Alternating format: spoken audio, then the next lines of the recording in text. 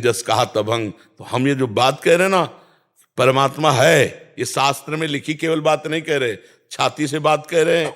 और वो है, वो ऐसे है जैसे तुम हो हमारे सामने, ऐसे वो है। अब ये है कि उसके लिए साधन करना पड़ेगा। प्रधानमंत्री है ना, भारत ही के तो है ना, जाओ मिला ले वहां, तुरंत मिला ले। तो ऐसे मिला पाओगे? कितना प्रोसेस है। आपकी योग्यता, मिलन की योग्यता, आपकी जांच होगी, आप क्यों मिलना चाहते हैं। और जांच में हर तरह से परफेक्ट हो, कितनी बार जांचें होंगी। मृत्यु लोक के एक देश का एक प्रधान, वो अनंत ब्रह्मांडों का मालिक है, बादशाह है, अव्यक्त परमात्मा। ऐसे मिल जाओगे परमात्मा से? ऐसे मिल जाओगे? भाई दिखा दो परमात्मा। एक आए बोले रामकृष्ण परमहंस जी ने ऐसे कर दिया, तो विवेकानंद जी को, तुमका तुम विवेकानंद हो, तुम मतलब ये दिखाने की साधु महात्माओं में चमत्कार होता है ऐसे। तो विवेकानंद जानते हो, पूरा फुल ज्ञान का भंडार थे, केवल पर्दा हटाना था। ऐसे थोड़ी थे कि अज्ञानी जीव थे, ऐसे कर दिया और ज्ञानी हो गए। तो विवेकानंद जी ही केवल शिष्य थे रामकृष्ण परमहंस जी के, सैकड़ों शिष्य थे। ऐसे सबको विवेकानंद को क्यों किया? वो परिपूर्ण पूर्व का तपस्वी आया, बस पर्दा हटा दिया, दिव्य ज्ञान। जब अधिकारी आर्त पूर्व का तैयार, जैसे 6 महीने में ध्रुव जी ने भगवत प्राप्ति की, 6 महीने में। तो ध्रुव जी 6 महीने में थोड़ी की, पूर्व में कितने जन्म तपस्या करी। जो 6 महीने की एकाग्रता करनी थी, वो बकाया थी, वो पूरी की, भगवत साक्षात्कार कर लिया। अब जब मान लो अपने लोग हैं, तो हम संकेत से कह सकते हैं कि ये एक जन्म का थोड़ी भजन है। नहीं, 13 वर्ष का बालक क्यों घर से भागेगा? आप सोचो, पूर्व जन्म का भजन। हम स्कूल जाते, स्कूल में जो पढ़ाई पढ़ते, इसके बाद आता है कि यार माता पिता भाई बंधु सब मरेंगे, तो सच्चा कौन है, कौन मेरा है? तब लगा कि परमात्मा है। तो उसकी प्राप्ति कैसे होगी? भागो, एक ही शब्द आता, भागो यहां से, भागो। आखिरकार दिमाग में भागो भागो भागो भगाया, और भागते भागते भागते भागते मंजिल ठिकाना ठिकाना मिल गया। तो ऐसे थोड़ी कि आप जो इस प्रश्न को करें कि भगवान कहाँ हैं, उनको देखा नहीं, देखना है तो मान जाओ, मान जाओगे तो जान जाओगे। ऐसे नहीं है कि हाथ पूर्वक कोई जान सकता है। सोई जाने जिह देव जनाई, जानत तुम्हें, तुम्हें आर्त भाव से भगवान का भजन करके तब जाना जाता है, ऐसे थोड़ी जाना जाता है। तुम्हें सच्ची बात बता दे, केवल तुम अपने स्वरूप को भूल गए हो, शरीर को मैं मान करके भूल गए हो। कैसे हम तुम्हें, हमारा वेद कहता है एकोहम बहुश्यामा, मैं एक बहुत रूप में हो जाऊं। तो ये रूप किसके है?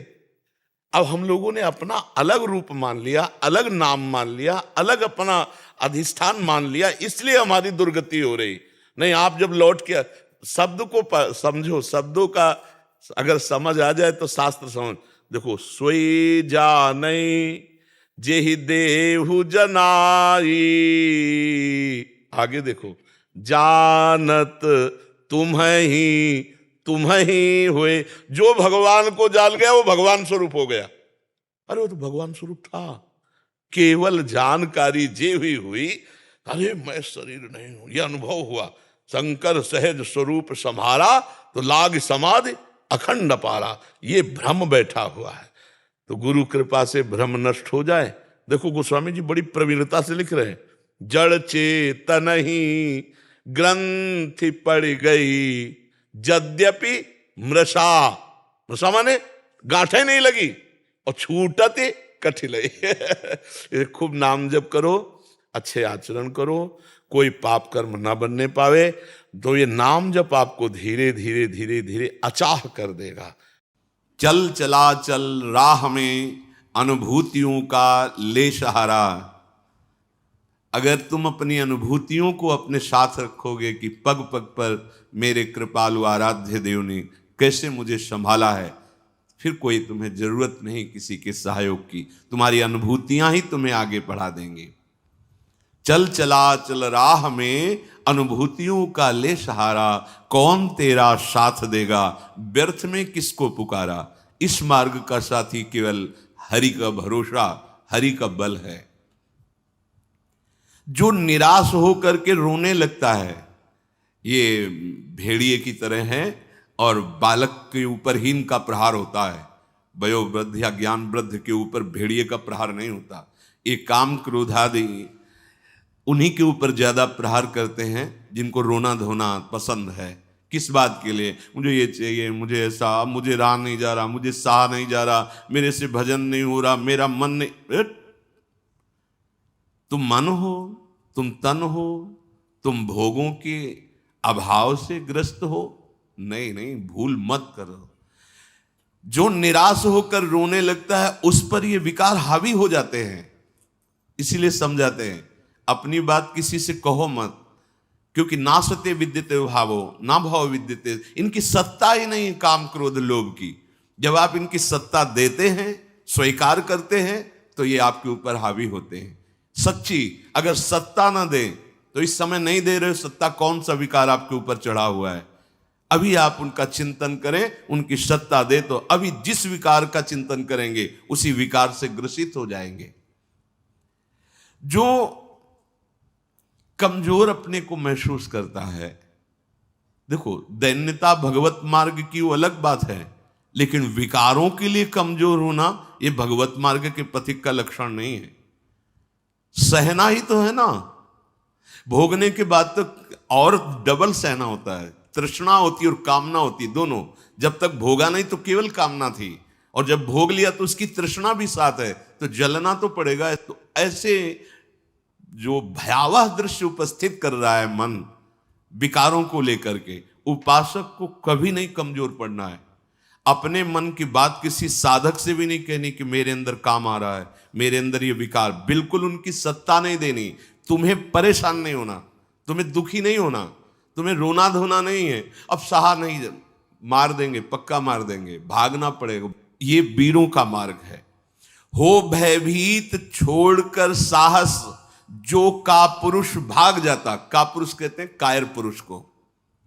इस मार्ग से अब हम नहीं, अब हम भोगों के लिए जा रहे हैं, तो जाओ।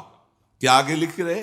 भाग न पाता, गिर पड़ता हो, बुरी तरह कुचला जाता। ये विकार उसका नाश कर देते, फिर रास्ता नहीं रह जाता।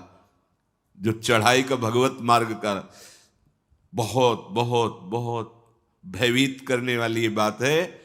अगर भगवद आश्रय छोड़कर भोगों में आप चले गए तो देखो धाम छूटा, प्रिया जो छूटी, नाम छूटा।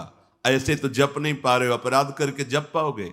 अपराध का सीधा प्रभार होता है भजन ना होने देना। जैसे कोई सोचे कि हम मनमानी आचरण करेंगे, गुरु आज्ञा उल्लंघन, शास्त्र विरुद्धा, और फिर मंत्र जप लेंगे, भजन कर लेंगे। बिल्कुल नहीं।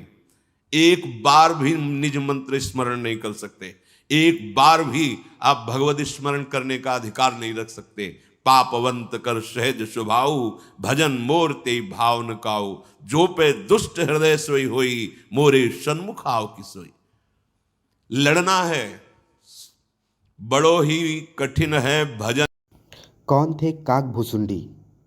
इस श्राप के कारण बने कौवा। हिंदू धर्म ग्रंथों और पुराणों में बहुत से लोगों की कथाएं प्रचलित हैं जिन्हें किसी न किसी श्राप के कारण अपने असली रूप को खोना पड़ा। ऐसा ही एक रामायण का पात्र काकभूसुंडी है, जो एक ऋषि के द्वारा दिए गए श्राप के कारण कौवा बन गए थे। कौन थे काकभूसुंडी? पौराणिक कथाओं के अनुसार श्री राम की कथा भगवान शिव ने माता पार्वती को सुनाई थी। उस कथा को एक कौवे ने भी सुन लिया। इसी कौवे का पुनर्जन्म काकभूसुंडी के रूप में हुआ था। काकभूसुंडी को पिछले जन्म में भगवान शिव के मुख से सुनी हुई राम कथा पूरी तरह से याद थी, इसलिए उन्होंने यह कथा अन्य लोगों को भी सुनाई। भगवान शिव के द्वारा सुनाई गई कथा अध्यात्म रामायण के नाम से जानी जाती है। शास्त्रों में काकभूसुंडी परम ज्ञानी और राम भक्त बताए गए हैं। रामचरितमानस के अनुसार प्रभु श्री राम और रावण के युद्ध में जब रावण पुत्र मेघनाद ने श्री राम और लक्ष्मण को नागपाश से बांध दिया था, तब नारद मुनि के कहने पर गरुड़ जी ने श्री राम को नागपाश के बंधन से मुक्ति दिलाई थी। श्री राम के इस तरह नागपाश में बंध जाने से गरुड़ जी को उनके अवतारी होने पर संदेह हो गया था तथा तब उनका संदेह दूर करने के लिए नारद जी ने उनको ब्रह्मा जी के पास भेजा। ब्रह्मा जी ने उनको महादेव के पास भेज दिया। महादेव ने गरुड़ के संदेह को दूर करने के लिए उनको काकभुसुंडी जी के पास भेज दिया। अंत में काकभुसुंडी ने श्री राम का चरित्र गरुड़ जी को सुनाया और उनका संदेह दूर किया। काकभुसुंडी कैसे बने कौवा? गरुड़ जी का संदेह दूर करने के बाद काकभुसुंडी ने उन्हें अपने कौवा बनने की कथा सुनाई थी, जिसके अनुसार काकभुसुंडी जी का प्रथम जन्म अयोध्यापुरी में एक शूद्र के घर में हुआ था। उस जन्म में वह भगवान शिव के भक्त थे, लेकिन अहंकार के वशीभूत होकर उन्होंने अन्य देवताओं की निंदा की थी। एक बार अयोध्या में अकाल पड़ जाने पर वह उज्जैन चले गए। उन्होंने एक दयालु ब्राह्मण की सेवा की और उन्हीं के साथ रहने लगे। वह ब्राह्मण भी शिव भक्त थे, लेकिन अन्य देवताओं की निंदा नहीं करते थे। एक बार काकभुसुंडी से परेशान होकर गुरु ने उन्हें राम भक्ति का उपदेश देना शुरू किया। घमंड में चूर काकभुसुंडी ने एक बार अपने गुरु का ही अपमान कर दिया, जिससे भगवान शिव नाराज हो गए और श्राप दिया कि तूने अपने गुरु का अपमान किया है और इसलिए तुझे पर्व योनि में जन्म लेने के बाद 1000 बार कई योनियों में जन्म लेना पड़ेगा। लेकिन ब्राह्मण ने भगवान शिव से काकभुसुंडी को क्षमा करने का निवेदन किया, लेकिन शिव जी ने कहा कि तब तक इसे अपने पापों का प्रायश्चित करना होगा। समय के साथ साथ उनमें श्री राम के प्रति भक्ति उत्पन्न हो गई और अंत में ब्राह्मण का शरीर प्राप्त किया। वह ज्ञान प्राप्ति के लिए लोमश ऋषि के पास गए। जब लोमश ऋषि उसे ज्ञान देते थे तो वह उनसे अनेक प्रकार के तर्क वितर्क करता था। उसके इस व्यवहार से कुपित होकर लोमश ऋषि ने उसे शाप दे दिया कि जा तू चांडाल पक्षी यानी कौवा बन जा। वह तत्काल कौवा बनकर उड़ गया। शाप देने के बाद ऋषि को पश्चाताप हुआ और उन्होंने उस कौवे को वापस बुलाकर राम मंत्र दिया और साथ में इच्छा मृत्यु का वरदान भी दिया। राम मंत्र मिलने के कारण उसको उस कौवे के शरीर से भी प्रेम हो गया और बाद में वह काकभुसुंडी के नाम से प्रसिद्ध हुआ। धन्यवाद।